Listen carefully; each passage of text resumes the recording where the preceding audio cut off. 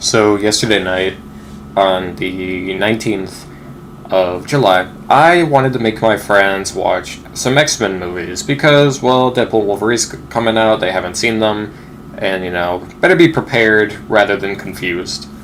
So, a couple of friends were like, I don't want to hang out today. I'm like, alright, cool. So we're like, what do we do? So, I decided to turn on Unfriended. Goated movie. Really good. Iconic freaking horror movie, am I right? So we sit down and we watch Unfriended. Pretty good. It's made by Blumhouse, and I was like, wow, it's a really good, iconic film, really well done, and it's dated as all hell, but that's the charm of it. It's kind of like a time capsule in itself. And then once the movie ended, we were like, we should watch The Visit. Someone in the group went to work, and they were like, yeah, it's late, I don't want to watch this. And they're like, what's The Visit? It's like, well, it's a Shyamalan film. I remember it being good. I remember it being exquisite, and, like, it was a lot of fun, and it was a little weird, and, it has a lot of cringe-esque moments, but I remember enjoying it very much. We sit down, we're getting there, and we're like, who made this movie? Yeah, dude, I remember hearing that this was one of Shyamalan's really good ones, and the twist is great, I hear. Who could have made this Fuck!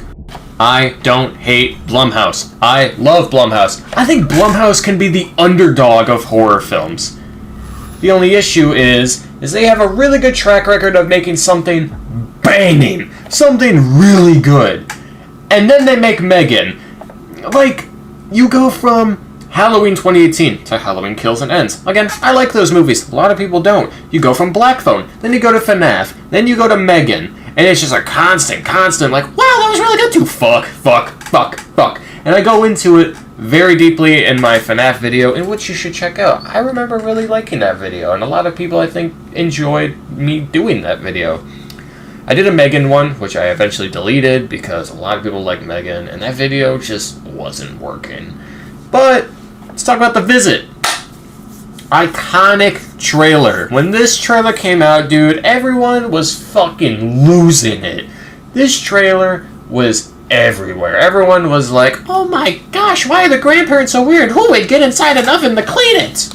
And the preference also. This is another one of those PG-13 horror movies, and again, I am in my 20s.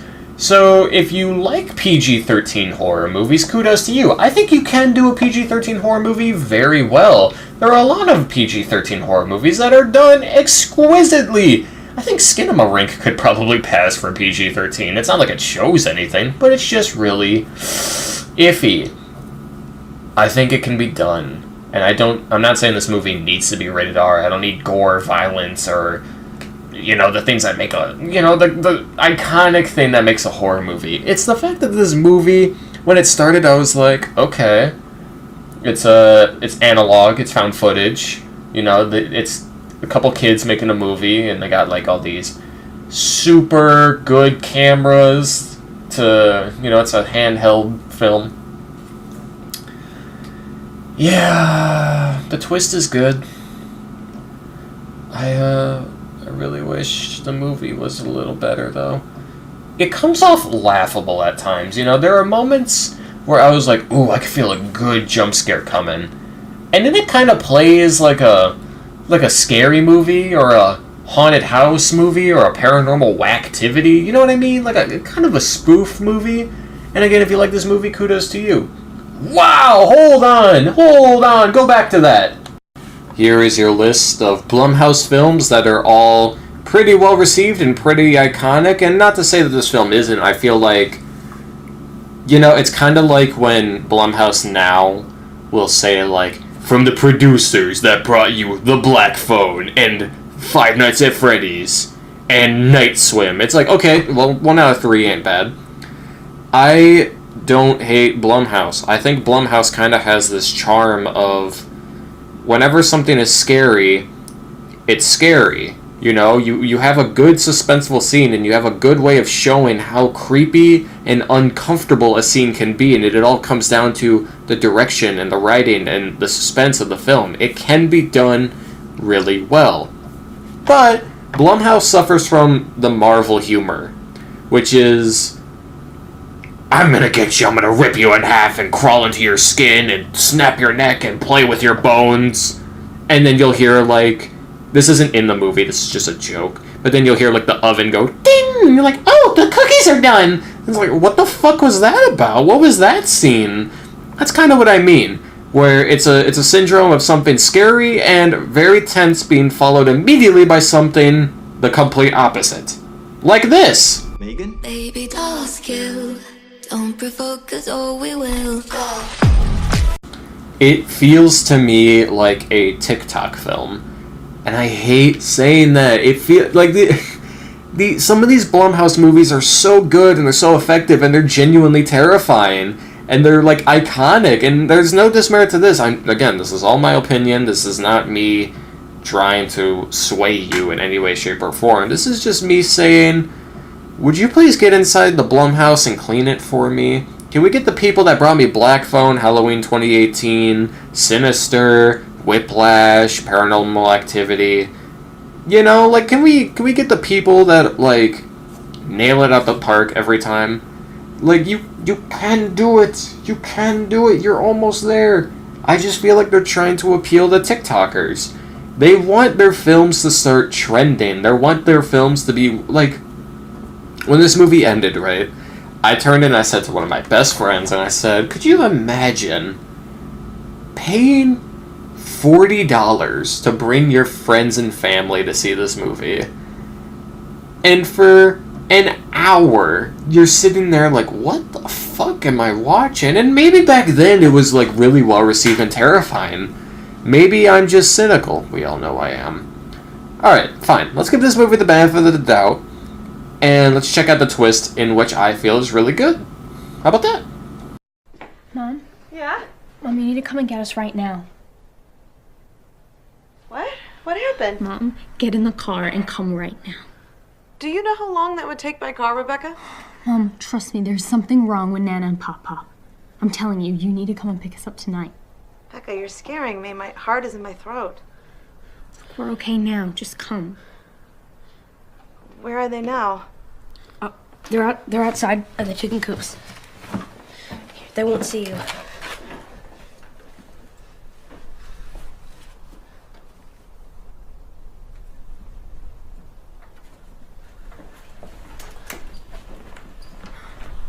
Becca. They've been acting so strange, Mom. We've been recording them. Becca, I kept telling Becca something was wrong, didn't I? And Becca, Tyler. Nana walks around at night with a knife. And Papa And Papa Becca, had a gun in his mouth. I Tyler. think he was trying to hurt himself. Becca, Tyler, babies. I need you to listen to me very carefully. Becca, Tyler, just listen to me. We are. Those aren't your grandparents. What are you talking about, Mom? Where are Nana and Papa? You've been staying with those people the whole time?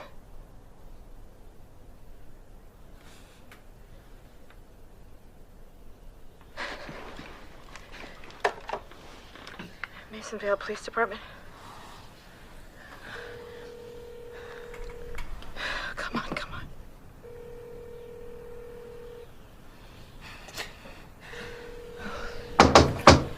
What are you guys doing? Will we ride in, sweethearts? This is the Masonville County Police Department. Our officer, Jerry, is currently out on dispatch. Please leave a message. Please aren't answering.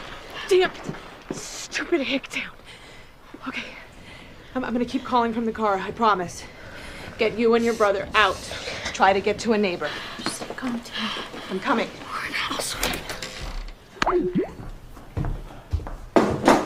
After we clear up, I have a fantastic idea. We should play a board game. Families play board games. It's our last night together. Becca, you'll help me clean up, right? You can record it with your camera.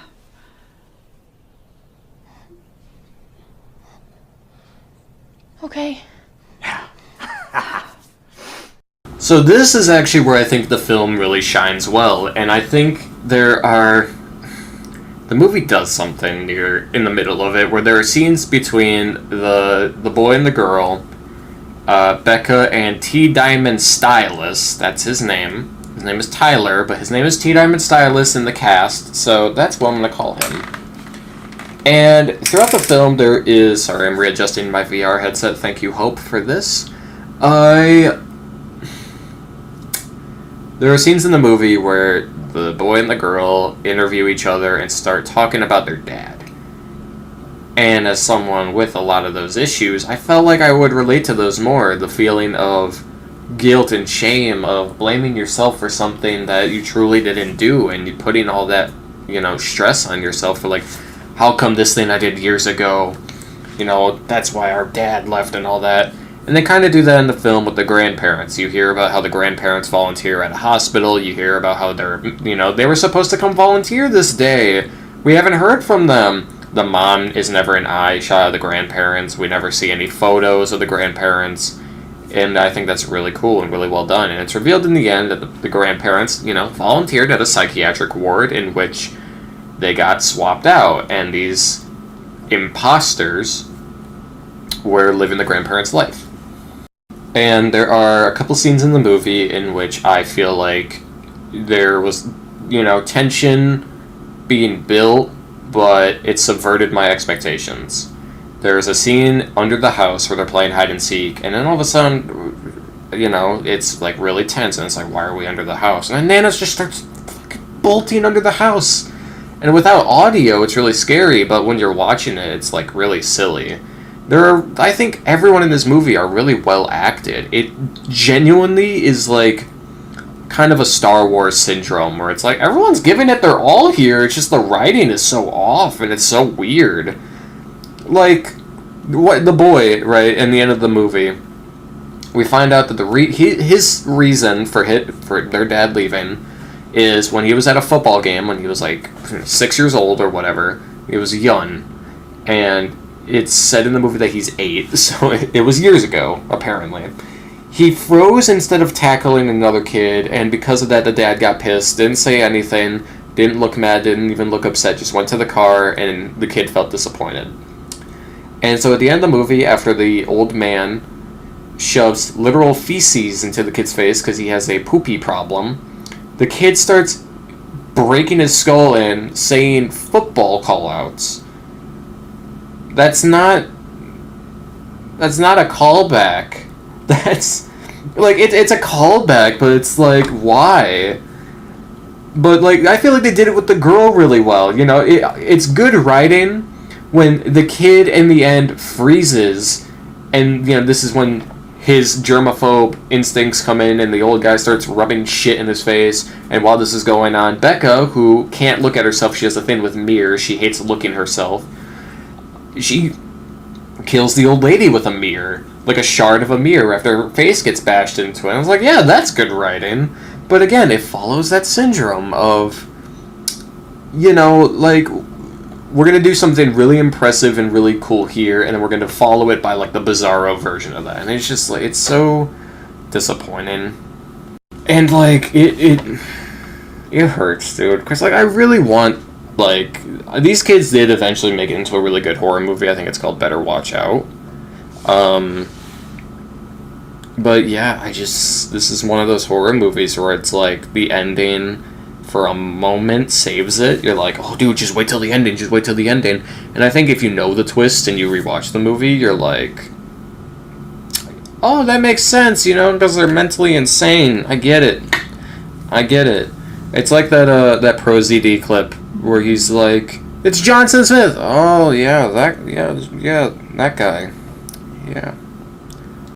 The kid has a line, the boy, T. Diamond Silas, he has a line in the movie where he says instead of cussing and cursing, he's going to replace the words with the names of pop star singers. So the entire movie, he'll see like his not naked grandma, or, well, he'll see his not grandma naked running around, scurrying around, very creepily, very scarily. And then he'll like end the scene with, whew, Katy Perry. No. I do think everyone should give this film a benefit of the doubt, as I did.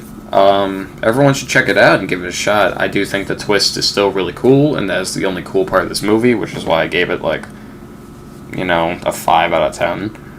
It's just one of those things where it doesn't execute well, and it's not, you know, it's not a perfectly made horror movie. It's like one of those, you know, another Shyamalan film, if you will. But I do think Shyamalan can make a good film. I liked Knock at the Cabin. Signs is iconic, and we all know how much we love The Last Airbender. I'm joking. Fuck off. I think, like, if your twist saves your movie, then, you know, it really was, like, the friends we made along the way. I guess that's the best way I could put this movie into words. Again, no ill will towards Blumhouse, no ill will towards Shyamalan or anyone a part of this movie. This movie just felt like, it was something that, like, it was like a recency bias, where it's like, I just saw this, and, like, I immediately was like, oh, I'm working on, like, 4 other videos, I might as well just talk about it, just get something out there. Like Blumhouse did with this movie. Yeah, sorry guys. Kinda mid. There was no Subway Surfers or Jetpack Joyride underneath it, but yeah, all in all, jokes aside, I do think this movie has a good charm to it. I do think PG-13 horror movies can be done really well. There are a lot of them. It just lacks the pizzazz, you know? Like, the pizzazz really is, like, the twist, and I feel like this movie was built around that. I feel like once Shyamalan had an idea of, what if... Maybe that's what Shyamalan does. Maybe Shyamalan gets the idea of a twist in his head, and he's like, fuck, alright, how do I make a movie around that? And, you know, kudos to him. I personally think The Visit is poorly written.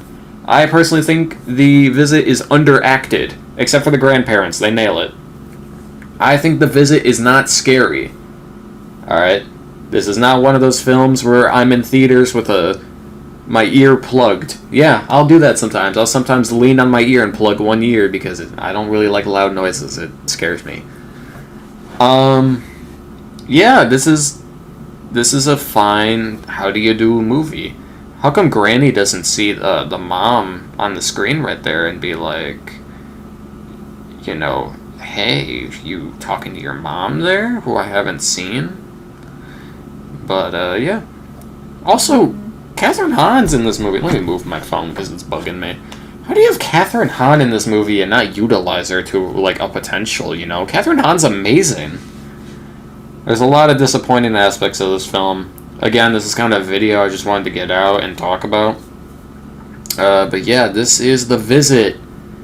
It is bad. But if you like it, kudos to you. I just can't... It didn't hit with me. I was so excited to watch it, and I was like, dude, my friends are gonna love this shit. And we ended it like... Damn it! But yeah, 5 out of 10. That's generous, though, you know. On my scale, that still means, like, it's not bad. Hold on, let me look at my scale real quick. Because on my scale, it should say... Because I keep that written down. I don't even know my own scale.